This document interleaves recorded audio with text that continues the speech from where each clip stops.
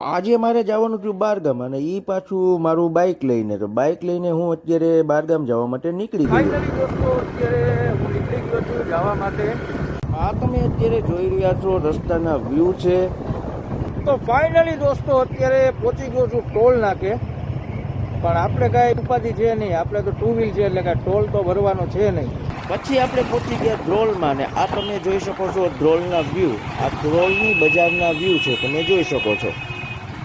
ને પછી તો દોસ્તો આપણી ગાડીને પણ લાગી ગઈ ભૂખ એટલે આપણે અહીંયા સીએનજી પંપ આવ્યો એટલે આપણે અહીંયા સીએનજી થોડુંક ગાડીમાં પુરાવી લઈએ, ત્યારબાદ આપણે આગળ વધીશું. તો ફાઇનલી ગાઈઝ હું મારા ડેસ્ટિનેશન ઉપર પહોંચી ગયો છું. અત્યારે હું આવી ગયો છું જોડિયા.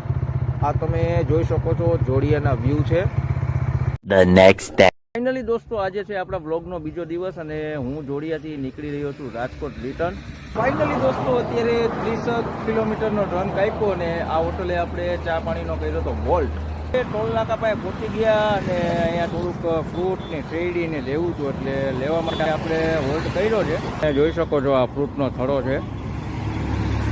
ફાઇનલી દોસ્તો અત્યારે આપણો બીજો હોલ્ટ આવી ગયો છે શિવશક્તિ હોટલ.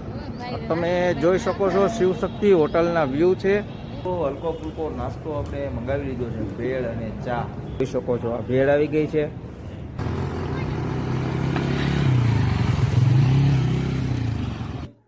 તો આજનો વિડીયો તમને કેવો લાગ્યો?